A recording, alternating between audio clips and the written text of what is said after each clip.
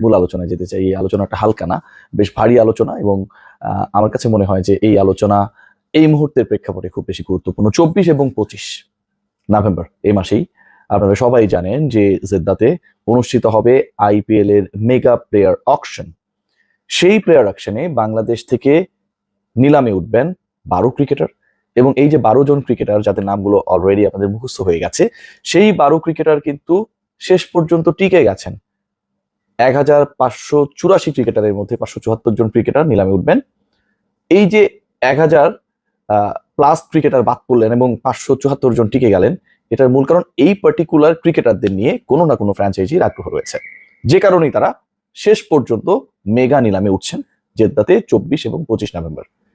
তাহলে যে 12 জন রয়েছেন, সেই 12 জনের ব্যাপারে যদি কোনো না কোনো ফ্র্যাঞ্চাইজির আগ্রহ থাকে, ডেফিনেটলি সেই 12 জনের মধ্যে আমরা যদি কিং হিসেবে কাউকে ধরি, আমরা যদি সবচেয়ে আলোচিত হিসেবে, এক্সপেরিয়েন্স হিসেবে কাউকে হিসাব করি, সাকিব আল হাসানের নামটা তো সবার আগে আসবে। মুস্তাফিজ রানা আইপিএল খেলছেন, সাকিব সবশেষ 3টা সিজনে খেলেন নাই, কলকাতার হয়ে খেলার কথা ছিল একটা সিজন, শেষ পর্যন্ত নাম প্রত্যাহার করে নিয়েছেন। এই হিসাব নিকাশগুলো বাদ দিলেও সাকিব আল হাসান ওই যে অংশগ্রহণকারী ফ্র্যাঞ্চাইজিগুলো রয়েছে তাদের আগ্রহে রয়েছেন বলেই শেষ পর্যন্ত প্লেয়ার স্টাফে অনেকের নাম বাদ পড়েছে, কিন্তু সাকিবের নামটা অন্য 11 ক্রিকেটারের সাথে এখানটায় রয়ে গেছে। কেন সাকিব কেন্দ্রিক আলোচনা করছি? গতকাল আপনারা বিভিন্ন সোশ্যাল যে প্ল্যাটফর্মস গুলো রয়েছে, অনলাইন প্ল্যাটফর্মস গুলো রয়েছে, প্রত্যেকটাতে আপনারা দেখেছেন যে রিপোর্ট হয়েছে চেন্নাই সুপার কিংস সাকিব আল হাসানের ব্যাপারে আগ্রহী। চেন্নাই সুপার কিংস তাদের সোশ্যাল হ্যান্ডেলে একটা পোস্ট করেছে, যেখানটায় হচ্ছে জাদেজার স্পিনিং পার্টনার হিসেবে আসলে বা টুইন অলরাউন্ডার হিসেবে আসলে কাকে দেখতে চায়, এবং যেই ছবিটা সেখানটা আমরা দেখেছি শ্যাডো হিসেবে একটা হচ্ছে জাদেজার অবয়ব, এবং পাশে হচ্ছে সাকিব আল হাসানের মতো করে একটা শ্যাডো দেয়া, তার হচ্ছে মূল অবয়বটা নেই, শ্যাডো দেয়া। যখন এই পোস্টটা করা হয় তার পরবর্তী সময়ের মধ্যে এটা ভাইরাল হয়েছে।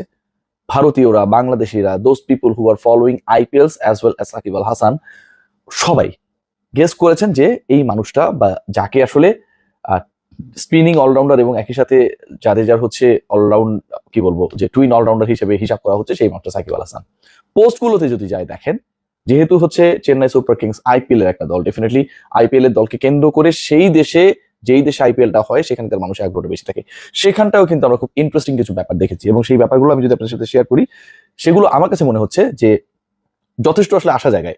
সাকিবকে লাভ রিয়াক্ট বা ইমোজি দেওয়া হয়েছে, কেউ কমেন্ট করেছেন world best allrounder Shakib Al Hasan, কেউ কমেন্ট করেছেন এখানটায় এসে সাকিব ইন ইয়েলো, মানে হচ্ছে চেন্নাই সুপার কিংস এর যে জার্সি আপনারা সবাই জানেন, কেউ লিখেছেন বাংলার নবাব সাকিব আল হাসান, কলকাতা কেন্দ্রিক কেউ হয়তো, আমার কাছে মনে হলো যেটা বাংলাদেশের অনেকে এখানটায় কমেন্ট করেছেন।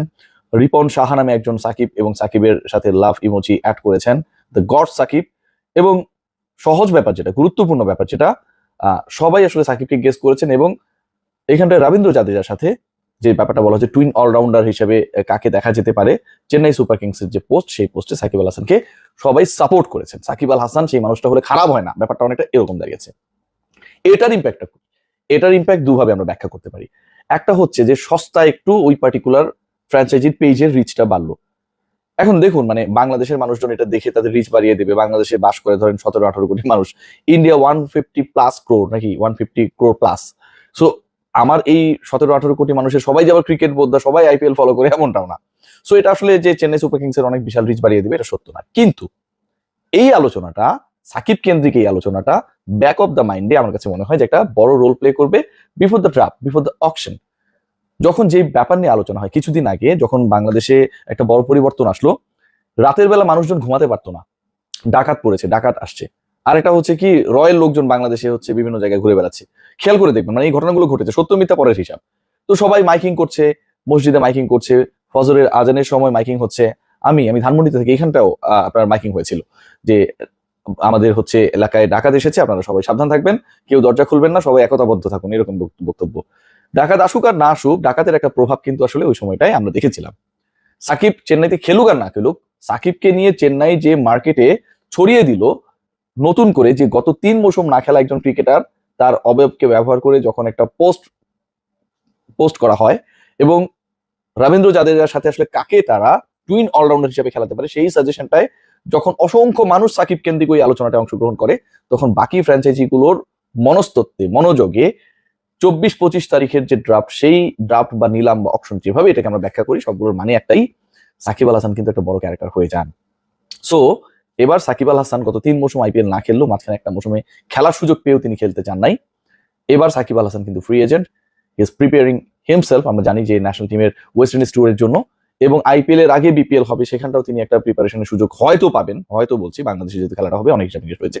কিন্তু সাকিবকে কেন্দ্র করে আইপিএল এর মার্কেট কিন্তু গরম হয়েছে। আরেকজনের ব্যাপারে একটু আলোচনা করতে চাই, তাসকিন আহমেদ। একটু খেয়াল করে দেখবেন যে গেল 3টা আসরে টানা সুযোগ পেয়েছেন, সুযোগ বলতে বিভিন্ন দলের থেকে অ্যাপ্রোচড হয়েছিলেন, but end of the day সেই অনুমতিটা তিনি পাননি। একজন ক্রিকেটারকে আমরা আইপিএল খেলার অনুমতি দেই না কেন, মানে কারণটা কিন্তু বুঝতে হবে। আমরা যদি কারণটা বোঝার চেষ্টা করি তাহলে অনেকটা এরকম যে কারণ তাকে জিম্বাবুয়ের বিপক্ষে বাংলাদেশের মহা গুরুত্বপূর্ণ বিশ্বকাপ ক্রিকেটে ফাইনাল খেলা আছে বাংলাদেশে, সেখানটায় যেন আমরা তাকে খেলাতে পারি। সিরিয়াসলি ভাই, জিম্বাবুয়ে সিরিজের জন্য আমরা তাসকিন আহমেদদেরকে আইপিএল এ খেলা ছাড়পত্র দিই না, অথচ জিম্বাবুয়ে সিরিজের পরে আমাদের টার্গেট টি-20 ওয়ার্ল্ড কাপের মতো মেগা আসর। সো ওই টি-20 ওয়ার্ল্ড কাপে ভালো করার জন্য আমার জিম্বাবুয়ের সিরিজে বা জিম্বাবুয়ের এগেনস্টে গুরুত্বপূর্ণ ক্রিকেটারদের খেলানো উচিত, নাকি বিকল্প ক্রিকেটারদের জিম্বাবুয়ের এগেনস্টে খেলিয়ে আমার সিরিয়াস ক্রিকেটার যারা, আমার সবচেয়ে বড় অ্যাসেট যারা, তারা যেন আরো কিছু এক্সপেরিয়েন্সেস নিয়ে আসে আইপিএল থেকে, ওয়ার্ল্ডের সবচেয়ে বড় মেগা টুর্নামেন্ট থেকে, সেই সুযোগটা করে দেওয়া উচিত। আমরা উল্টাটা করেছি সত্যি কথা যেটা। তো এইবার আসলে সেই ঘটনা ঘটছে না। তাসকিন আহমেদকে কেন্দ্র করে একটা বিশাল হাইপ রয়েছে, এবং সব যদি ঠিক থাকে, কেন যেন আমার কাছে মনে হচ্ছে যে তাসকিনের ডেরা বা ঠিকানা যেটাই হোক না কেন কলকাতা নাইট রাইডার্স হওয়ার সম্ভাবনাটা অনেক বেশি। কয়েকটা কারণ এখানটায় রয়েছে। সবচেয়ে বড় কারণ সেটা কলকাতা নাইট রাইডার্স বা ক্যালকাটা নাইট রাইডার্স যেভাবে বলি, কেকেআর, তারা বাংলাদেশের কারো না কারো ব্যাপারে ইন্টারেস্টেড বিভিন্ন সময় থাকে। এটা কিন্তু একটা খুব গুরুত্বপূর্ণ আমার কাছে মনে হয় পয়েন্ট। আমরা যদি খেয়াল করে দেখি যে কেকেআর একটা সময় মাশরাফি বিন মুর্তজা খেলেছিলেন, সাকিব আল হাসান দীর্ঘ সময় খেলেছেন, লিটন কুমার দাস খেলেছেন। So Kolkata night Riders always try করে যে তারা যদি তাদের বেস্ট পিকটা করতে পারে ফ্রম দিস পার্ট, সেটা তারা করবে। মোস্তাফিজুর রহমান বলার নেই কোনো কিছু, চেন্নাইতে সাকিব আল হাসান যাক আর না যাক, definitely Chennai Super Kings they are eyeing on to Mustafiz. The only reason is that Chennai তাদের হোম ম্যাচেস 50% মতো অলমোস্ট ম্যাচেস খেলবে তাদের হোম গ্রাউন্ডে, চিপাকের সেই স্টেডিয়ামে, এবং যেখানটায় মুস্তাফিজ কি করতে পারে সেটা আমরা দেখেছি। আইপিএল এ গত আসরে এনওসি পাওয়া পর্যন্ত যে কটা ম্যাচ তিনি খেলার সুযোগ পেয়েছিলেন, till his last match he was the highest wicket taker jointly. সবাই ভালো থাকবেন, টেক গ্রেট কেয়ার, এবং আমরা আশা করব যে আমাদের ক্রিকেটারদেরকে নিয়ে আমরা নেগেটিভ ডিসকাশন না করি। বাংলাদেশ থেকে অন্তত 3 জন ক্রিকেটারের আপকামিং আইপিএল এ সুযোগ পাওয়া উচিত, এবং সেটা নির্ধারিত হয়ে যাবে আর মাত্র 6-7 দিনের মধ্যে।